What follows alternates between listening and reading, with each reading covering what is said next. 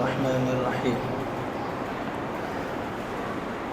الف لام میم را تلک آیات الکتاب والذی انزل الیک من ربک الحق ولکن اکثر الناس لا یؤمنون صدق اللہ وصدق رسولہ النبی الکریم اللهم صل على محمد النبی الامی وعلى آلہ وسلم تسلیما۔ آج کا خلاصہ 13ویں پارے سورۃ الرعد سے ہے۔ سورہ رعد ترتیب میں 13ویں نمبر پر، نزول کے اعتبار سے 96ویں نمبر پر۔ سورۃ الرعد مدنی سورت ہے۔ رعد کہتے ہیں کڑکنے والی بجلی کو، اسی مناسبت سے اس سورت کا نام سورہ رعد ہے۔ اس سورت میں تینوں بنیادی عقائد کا ذکر ہے۔ شروع میں اللہ تعالیٰ کی وحدانیت کے دلائل ذکر کیے گئے ہیں، پھر قیامت کے دن کا ذکر ہے جب مردوں کو زندہ کیا جائے گا۔ تو مشرکین اس سے انکار کرتے تھے کہ جب بندہ مر جائے گا اس کی ہڈیاں گل سڑ جائیں گی، پھر دوبارہ سے کیسے زندہ ہو سکتا ہے انسان؟ تو اللہ تعالیٰ نے جواب دیا کہ مشرکوں کو اس بات پر تعجب ہوتا ہے کہ مرنے کے بعد کیسے زندہ ہونا ہے، بلکہ مرنے کے بعد زندہ ہونا باعث تعجب نہیں ہے، بلکہ اس کا انتظار باعث تعجب ہے۔ وَإِن تَعْجَبْ فَعَجَبٌ قَوْلُهُمْ أَإِذَا كُنَّا تُرَابًا أَإِنَّا لَفِي خَلْقٍ جَدِيدٍ۔ اللہ تعالیٰ فرماتا ہے کہ جب ابتدا میں نے تمہیں پیدا کیا ہے تو دوبارہ تمہارا پیدا کرنا میرے لیے کوئی مشکل نہیں ہے۔ آگے تیسرے رکوع میں اللہ تعالیٰ کے وحدانیت کے دلائل ذکر کیے گئے ہیں۔ والذین یصلون ما امر اللہ بہ، یہاں سے اہل تقوی کی صفات بیان کی گئی ہیں۔ اہل تقوی کی 8 صفات ہیں۔ وہ اللہ کے عہد کو پورا کرتے ہیں، جن رشتوں کو اللہ نے جوڑنے کا حکم دیا ہے ان کے ساتھ صلح رحمی کرتے ہیں، اپنے رب سے ڈرتے رہتے ہیں، حساب کے دن سے خوف رکھتے ہیں، اللہ کی رضا کے لیے صبر کرتے رہتے ہیں، نماز قائم کرتے رہتے ہیں، اللہ کے دیے ہوئے مال میں سے خرچ کرتے ہیں، برائی کا جواب اچھائی سے دیتے ہیں۔ یہ اہل تقوی کے شعار اور نشانیاں بتلائی ہیں۔ آگے فاسق لوگوں کی 3 علامات ذکر کی گئی ہیں کہ وہ اللہ کے عہد کو توڑتے ہیں، اللہ نے جن رشتوں کو جوڑنے کا حکم دیتا ہے ان کو توڑتے ہیں، اور وہ زمین میں فتنہ فساد پھیلاتے ہیں۔ آگے اللہ تعالیٰ فرماتا ہے الذین آمنوا وتطمئن قلوبهم بذکر اللہ الا بذکر اللہ تطمئن القلوب، کہ میں نے دلوں کا چین اور اطمینان تو اپنے یاد کے اندر رکھا ہے، اور اپنی یاد سے مراد پوری زندگی دین پر اطاعت میں ہے۔ آگے سورت کے اختتام پر اللہ تعالیٰ نے اپنے نبی کی نبوت اور رسالت کی اور اس کی شہادت دی ہے کہ وہ اہل کتاب بھی آپ علیہ الصلاۃ والسلام کی نبوت کے گواہ ہیں جو تعصب سے پاک ہیں۔ آگے سورۃ الابراہیم شروع ہوتی ہے۔ سورہ ابراہیم ترتیب میں 14 نمبر پر، نزول کے اعتبار سے 72 نمبر پر۔ سورہ ابراہیم مکی صورت ہے۔ اس صورت کی ابتدا میں اللہ تعالیٰ کے وحدانیت کے دلائل ذکر کیے گئے ہیں، اور مشرکین کا وہ تذکرہ ہے کہ آپ علیہ الصلاۃ والسلام کو بشر اور رسول نہیں مانتے تھے۔ مشرکین کا یہ خیال تھا کہ بشر رسول نہیں ہو سکتا ہے۔ فرمایا کہ حکمت الہی کا تقاضا یہ ہے کہ انسانوں کی طرف کسی انسان ہی کو نبی بنا کر بھیجا جائے گا۔ ہاں اگر زمین میں فرشتے آباد ہوتے تو ہم کسی فرشتے کو رسول بنا کر بھیجتے، چونکہ آپ انسان ہی رہتے ہو تو انسان ہی میں سے اللہ نے ایک رسول بنا کر بھیجا آپ کی طرف۔ اگر ہمارے پاس کوئی فرشتہ رسول بن کر آتا تو پھر بھی ہم یہ کہتے کہ فرشتے تو کھانے پینے سے پاک ہیں، ان کو سردی گرمی لگتی نہیں ہے، تو ہم ان کی اتباع کیسے کر سکتے ہیں؟ اس لیے اللہ تعالیٰ فرماتا ہے کہ چونکہ زمین میں انسان رہتے ہیں تو ہم نے انسان ہی میں سے جو ہے اپنا رسول بھیجا ہے۔ اللہ تعالیٰ کا دستور و وعدہ ہے کہ شکر کرنے والوں کو میں زیادہ دیتا ہوں۔ وَإِذْ تَأَذَّنَ رَبُّكُمْ لَئِن شَكَرْتُمْ لَأَزِيدَنَّكُمْ وَلَئِن كَفَرْتُمْ إِنَّ عَذَابِي لَشَدِيدٌ۔ فرمائے کہ میرا وعدہ ہے ان کے ساتھ، جو میرا شکر کرتے ہیں میں ان کو اس نعمت کو بڑھا دیتا ہوں۔ وَلَئِن كَفَرْتُمْ، لیکن جو میری نعمتوں کا شکریہ ادا نہیں کرتا ہے تو سن لو تو میرا عذاب بڑا سخت ہے۔ اب اللہ تعالیٰ کا کس بات پر شکر کریں گے تو اللہ نعمتیں بڑھائے گا؟ فرمائے کہ ہر نعمت، جو بھی نعمت اللہ نے ہمیں دی ہوئی ہے، خواہ وہ مال و دولت کی نعمت ہو، خواہ وہ صحت کی نعمت ہو، آنکھوں کی بصارت ہو، کانوں کی سماعت ہو، زبان کا بولنا ہو، یہ ساری چیزیں اللہ کی نعمتیں ہیں۔ فرمایا کہ ہر نعمت پر اللہ کا شکر ادا کرو گے تو اللہ کا وعدہ ہے کہ تمہیں ان نعمتوں کو بڑا چڑھا کر دیں گے۔ آگے الم تر کیف ضرب اللہ مثلا کلمۃ طیبۃ کشجرۃ طیبہ اصلها ثابت وفرعها فی السماء، یہاں سے کلمہ طیبہ اور شجر طیبہ کی مومن کے ساتھ مثال دی گئی ہے کہ مومن مثال کی مثال تو مومن بندے کی مثال ایک کھجور کے تنے کی طرح ہے۔ کھجور کا درخت جو ہوتا ہے، ایک تو اس کی عمر بڑی لمبی ہوتی ہے، کئی 100 سال تک یہ چلتا ہے ایک تنا ایک کھجور کا، اور دوسری بات یہ ہے کہ بہت اونچا ہوتا ہے زمین سے، اور تیسری بات یہ ہے کہ بہت مضبوط ہوتا ہے، جتنی بھی آندھیاں طوفان آئیں اس کو کوئی نقصان نہیں پہنچا سکتے ہیں، اور اس کا پھل جو ہوتا ہے یہ زمین سے بہت اونچا ہوتا ہے، گویا کہ ہر قسم کی گندگی سے پاک صاف ہوتا ہے، اور اللہ نے اس کے اندر ایسی برکت رکھی ہوئی کہ پورا سال آپ کو مارکیٹ میں کھجور کا پھل ملتا رہے گا۔ تو فرمائے کہ مومن مثال کی بھی مثال ایسی ہے کہ کھجور کی طرح اس کی مثال دی گئی ہے کہ مومن جب ایک مرتبہ کلمہ پڑھ لیتا ہے اب یہ پکا ہو جاتا ہے، ابھی کسی کے بہکانے سے یا کسی کو دھوکہ دینے سے یہ بھٹکتا نہیں ہے، اپنے ایمان کے اندر، توکل کے اندر، عقیدے کے اندر بڑا پختہ ہوتا ہے، اور فرمائے کہ جیسے کھجور کا درخت جو ہے گندگی سے پاک ہوتا ہے، اس طرح مومن کے اعمال بھی ہر طرح سے پاک صاف ہوتے ہیں۔ اور پھر کافر کی مثال، وَمَثَلُ كَلِمَةٍ خَبِيثَةٍ كَشَجَرَةٍ خَبِيثَةٍ اجْتُثَّتْ مِنْ فَوْقِ الْأَرْضِ مَا لَهَا مِنْ قَرَارٍ، فرمائے کہ کافر کی مثال تو خنزل کے درخت کی طرح ہے۔ خنزل کا درخت ایک کانٹے دار جڑی بوٹی ہے جو پہاڑوں میں اگتی ہے، جنگلی پودا ہے، وہ ایسا کڑوا ہے نہ اس کو کوئی جانور کھاتا ہے، نہ اس سے کوئی فائدہ اٹھا سکتا ہے، نہ اس کا کوئی سایہ ہوتا ہے، نہ کوئی پھل ہوتا ہے، کسی کام کا نہیں ہوتا۔ تو اللہ تعالیٰ فرماتے ہیں کہ کافر کی مثال بھی ایسی ہے کہ اس کے اعمال کسی کام کے نہیں ہیں، ضائع ہیں۔ اور آگے آپ علیہ الصلوۃ والسلام کا حکم ہے کہ ایمان والوں سے کہو کہ نماز قائم کریں اور ہمارے دیے ہوئے مال میں سے اللہ کی راہ میں ظاہری اور پوشیدہ طور پر خرچ کریں۔ وَإِذْ قَالَ إِبْرَاهِيمُ رَبِّ اجْعَلْ هَٰذَا الْبَلَدَ آمِنًا، اس صورت میں حضرت ابراہیم علیہ السلام کی دعا کو خاص طور پر ذکر کیا گیا ہے جو انہوں نے بیت اللہ کی تعمیر کے بعد اہل مکہ، اپنی اولاد اور خود اپنے خاندان کے لیے دعا کی تھی، اور دعا میں امن، رزق، دلوں کے میلان، اقامت الصلاۃ اور مغفرت کی درخواست کی تھی۔ حضرت ابراہیم علیہ السلام نے جب کعبے کی تعمیر پوری کر دی، اس کے بعد کھڑے ہو کر اللہ تعالیٰ سے دعا مانگی۔ اس نے سب سے پہلے کیا مانگا تھا؟ اس شہر مکے کے امن کے لیے دعا مانگی، یا اللہ اس کو امن کا گہوارہ بنا۔ اللہ تعالیٰ نے حضرت ابراہیم علیہ السلام کی دعا کو ایسے قبولیت شرف عطا فرمایا کہ آج تک شہر مکہ امن کا گہوارہ ہے۔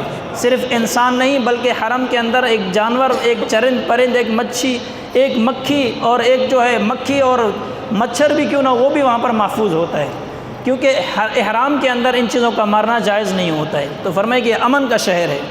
اور اسی طرح حضرت ابراہیم علیہ السلام نے اپنی اولاد کے لیے دعا فرمائی تھی، یا اللہ میری اولاد کو نیک صالح بنا۔ تو اس قرآن کی روح سے پتہ چلتا ہے کہ اپنی اولاد کے لیے دعا کرنا یہ حضرت ابراہیم علیہ السلام کی سنت ہے۔ ہم جو روتے رہتے ہیں کہ ہماری اولاد نافرمان ہو گئی، ہماری بات نہیں مانتی ہے، ہماری مذاق اڑاتی رہتی ہے، اس میں ہمارا بھی ذرا قصور شامل ہوتا ہے کہ ہم نے دعاؤں میں اپنی اولادوں کو یاد نہیں کیا ہوتا ہے۔ حضرت ابراہیم علیہ السلام پیغمبر اور نبی ہو کر بھی اپنی اولاد کے لیے نیک صالح ہونے کی دعا مانگتا ہے۔ تو یہ ہمیں سبق دیا جا رہا ہے کہ اپنی اولاد کو اگر چاہتے ہو کہ تمہارا نیک صالح اولاد ہو، تمہاری فرما بردار ہو اور تمہاری ہم خیر ہو، تو فرمایا کہ ان کے لیے دعا میں یاد رکھا کرو، ہمیشہ ان کو دعا میں یاد رکھو۔ اور تیسری چیز فرمایا کہ دلوں کے میلان کی حضرت ابراہیم علیہ السلام نے دعا فرمائی، یا اللہ اس شہر مکہ کی جو لوگوں کے دلوں کے اندر بھی محبت پیدا کر دے۔ تو اللہ تعالیٰ نے یہ بھی دعا ایسی قبول فرمائی کہ قیامت تک لوگ جو ہے اس شہر مکہ کی محبت اپنے دلوں میں رکھیں گے۔ جو لوگ وہاں گئے نہیں وہ ہمیشہ ترستے رہتے ہیں، فرمائے کہ جو جا کر آ جاتے ہیں پھر ترسنا نہیں ہوتا، ان کے لیے تڑپنا ہوتا ہے، بار بار تڑپتے رہتے ہیں کہ دوبارہ کب ہمیں جانا نصیب ہوگا۔ تو حضرت ابراہیم علیہ السلام کی دعا کی برکت ہے۔ اور چوتھی دعا حضرت ابراہیم علیہ السلام یہ کی تھی کہ یا اللہ میری اولاد کو رزق عطا فرما پھلوں کے ذریعے سے۔ یہ بھی اللہ تعالیٰ نے ایسی دعا قبول فرمائی کہ پورے روئے زمین کے اندر کہیں پر بھی آپ کو اتنے پھل نہیں ملے گی جتنا مکہ اور مدینہ کے اندر آپ کو میسر ہوں گے اور ملیں گے۔ یہ حضرت ابراہیم علیہ السلام کی دعا کی برکت تھی۔ اور آخر میں حضرت ابراہیم علیہ السلام نے اپنے والدین کی مغفرت کی دعا کی، ربنا اغفر لی ولوالدی وللمؤمنین یوم یقوم الحساب۔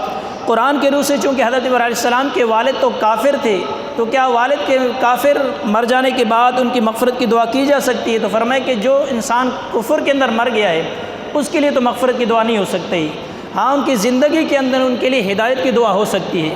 ہو سکتا ہے کہ یہ دعا جو حضرت ابراہیم علیہ السلام نے کی ہے اس وقت ان کے والد زندہ ہوں، ہو سکتا ہے ان کی ہدایت کے لیے حضرت ابراہیم علیہ السلام نے ان کے لیے دعا کی ہے۔ تو یہ دعائیں حضرت ابراہیم علیہ السلام کی اس صورت کے آخر میں بیان کی گئی ہیں۔ اور سورہ ابراہیم کے آخری رکوع میں قیامت کی منظر کشی کی گئی ہے۔ فرمایا کہ جہنم کی ہولناکیاں ان کے عذابات کا تذکرہ ہے، آخر میں شیطان کا بھی تذکرہ ہے۔ وَتَرَى الْمُجْرِمِينَ يَوْمَئِذٍ مُقَرَّنِينَ فِي الْأَصْفَادِ سَرَابِيلُهُم مِّن قَطِرَانٍ وَتَغْشَىٰ وُجُوهَهُمُ النَّارُ۔ آگے سورۃ الحجر شروع ہوتی ہے۔ سورہ حجر ترتیب میں 15 نمبر پر، نزول کے اعتبار سے 54 نمبر پر سورہ حجر مکی صورت ہے۔ چونکہ وادی حجر میں رہنے والوں یعنی قوم سمود کا ذکر ہے، اس لیے سورہ حجر اس کو کہا جاتا ہے۔ قیامت کے دن کفار جب عذاب کی شدت اور ہولناکیوں کا مشاہدہ کریں گے تو وہ آرزو کریں گے ایک کاش ہم مسلمان ہوتے، لیکن ظاہر ہے کہ اس دن ان کا ایمان لانا اور ایمان کی تمنا کرنا کسی کام نہیں آئے گی، جبکہ آج ان کا یہ حال ہے کہ اللہ کا رسول انہیں ایمان لانے کی دعوت دیتا ہے تو وہ اسے مجنون نعوذ باللہ اور دیوانہ کہتے ہیں، اور انکار اور مذاق اڑانے کا وہ طریقہ اختیار کرتے ہیں جو گزشتہ نافرمان قوموں نے کیا تھا۔ اور آگے قرآن پاک کی ایک خصوصیت یہ ہے کہ خود اللہ تعالیٰ نے اس کی حفاظت کا ذمہ لے رکھا ہے، جبکہ دوسری آسمانی کتابوں کی حفاظت کا ذمہ حاملین کو دیے گئے تھے۔ یہی وجہ ہے کہ دوسری کتابیں انسانی ہاتھوں سے محفوظ نہ رہ سکیں، اور قرآن پاک کا یہ معجزہ ہے کہ ہزاروں سال گزرنے کے بعد اور قیامت تک انشاءاللہ اس کے اندر کوئی تغیر و تبدیلی کسی قسم کی کمی اور پیشی نہیں ہو سکتی ہے۔ انا نحن نزلنا الذکر وانا لہ لحافظون، اللہ فرماتا ہے اس قرآن کو ہم نے اتارا ہے اور اس قرآن کی حفاظت بھی ہم ہی کریں گے۔ اور آگے اس سورت کے متعدد آیات میں اللہ تعالیٰ کی قدرت اور وحدانیت کے دلائل ذکر کیے گئے ہیں، جو پکار کر اپنے خالق کی وجود اور اس کی عظمت کی گواہی دے رہے ہیں۔ یہ دلائل آسمانوں زمینوں میں چاند ستاروں پہاڑوں میدانوں سمندروں نہروں درختوں اور پرندوں کی صورت میں ہر جگہ پر پھیلے ہوئے ہیں جو ہمیں نظر آ رہے ہیں۔ اور آگے دوسرے رکوع میں حضرت آدم علیہ السلام کی تخلیق کے بارے میں بیان فرمایا کہ حضرت آدم علیہ السلام کی پیدائش اللہ تعالیٰ نے بے جان مٹی سے کی۔ یقیناً اللہ قادر اور حکیم ہونے کی بہت بڑی دلیل ہے۔ اور پھر اس کے بعد مسجود ملائکہ بنایا، جیسے حضرت آدم علیہ السلام کی تکریم تھی اسی طرح ان کی اولاد کی بھی تکریم کی ہے اللہ نے۔ اس کے بعد فرشتوں کا وہ تذکرہ ہے کہ یہ فرشتے حضرت ابراہیم علیہ السلام کے پاس گئے اور ان کو بیٹے کی خوشخبری دی، اور حضرت ابراہیم علیہ السلام کو خوشخبری دینے کے بعد دوسری بستی کے اندر چلے گئے جہاں پر حضرت لوط علیہ السلام رہتے تھے۔ اس سے پتہ چلا کہ ایک وقت کے اندر کئی نبی ہوا کرتے تھے۔ ایک بستی کے اندر حضرت ابراہیم علیہ السلام ہے، فرشتے پہلے ان کے پاس گئے، بیٹے کی خوشخبری دی۔ اس کے بعد حضرت ابراہیم علیہ السلام کہا کہ ہم تو لوط علیہ السلام کی بستی جا رہے ہیں، وہاں پر اللہ کا عذاب بھیجنا ہے، اللہ نے ہمیں بھیجا ہے کہ جا کہ وہ قوم جو ہے بڑی گناہ گار ہے، ان کی پوری بستی کو اٹھا کر الٹا پلٹ دو۔ یہ اللہ تعالیٰ کا عذاب اللہ نے فرشتوں کے ذریعے سے لوط علیہ السلام کی بستی والوں کے پاس بھیجا تھا۔ اور اس کے بعد فرمایا کہ حضرت لوط علیہ السلام کے پاس گئے، ان سے درخواست کی کہ آپ اس بستی سے راتوں رات نکل جائیں، اس بستی میں اللہ تعالیٰ کا عذاب آنے والا ہے۔ چنانچہ ایسے ہی ہوا، کیونکہ آپ کی بستی والے گناہوں کی سرکشی میں اتنے آگے نکل چکے تھے کہ اللہ تعالیٰ نے ان کے ناپاک وجود کو زمین کو پاک کرنے کا فیصلہ کر دیا۔ اور ارشاد فرمایا کہ فَأَخَذَتْهُمُ الصَّيْحَةُ مُشْرِقِينَ، سو ان کو سورج نکلنے سے پہلے جھنگار نے آر پکڑا، اور ہم نے اس شہر کو الٹ کر نیچے کر دیا، اوپر کا نیچے کر دیا اور نیچے کا اوپر کر دیا، یعنی بالکل الٹ دیا، اور ان پر پتھروں کی بارش کر دی۔ اور آگے وادی حجر والوں کا بھی ذکر ہے کہ وہ بھی اللہ تعالیٰ کے عذاب کی لپیٹ میں آ گئے۔ یہ حضرت صالح علیہ السلام کی قوم تھی۔ آگے سورۃ النحل شروع ہوتی ہے۔ سورہ نحل ترتیب میں 16 نمبر پر، نزول کے اعتبار سے 70 نمبر پر۔ سورہ نحل مکی صورت ہے۔ نحل شہد کی مکھی کو کہا جاتا ہے۔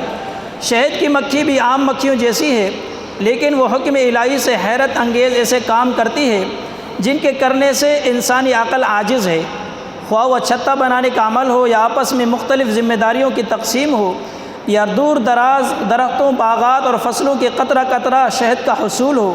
ان کا ہر عمل بڑا ہی عجیب ہوتا ہے۔ ان کے بنائے ہوئے چھتے میں 20 سے 30 ہزار تک خانے ہوتے ہیں۔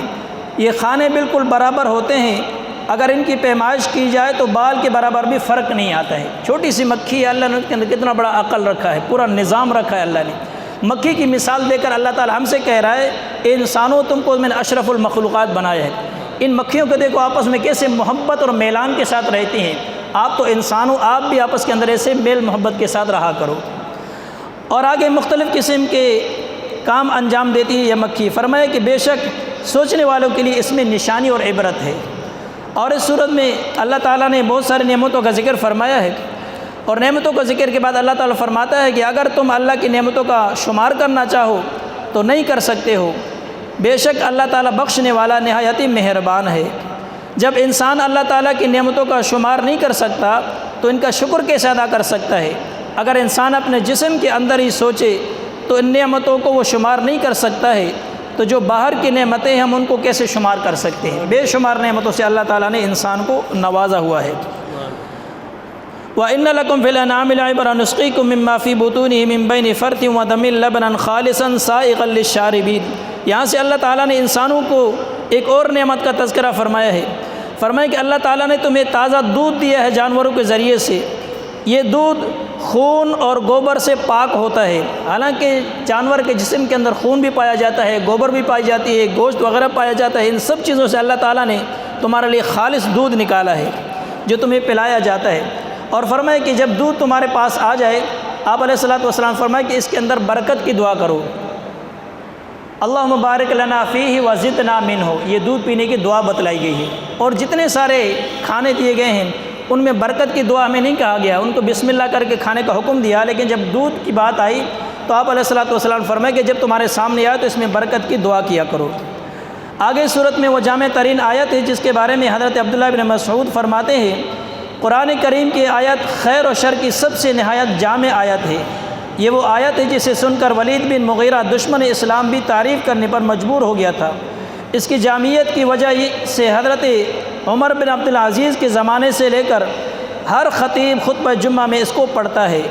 ان اللہ یأمر بالعدل والاحسان وایتاء ذی القربى وینہی عن الفحشاء والمنکر والبغی یعظکم لعلکم تذکرون۔ یہ قرآن پاک کی جامع ترین آیت ہے۔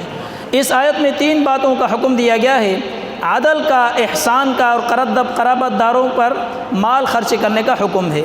اور اس آیت میں 3 باتوں سے منع کیا گیا ہے، فحش باتوں سے، منکر اور بغی سے۔ اسی طرح اس صورت کا اختتام ہوا۔ اگلی صورت کا خلاصہ انشاءاللہ کل سے بیان ہوگا۔ اللہ تعالیٰ باتوں پر عمل کی توفیق عطا فرمائے۔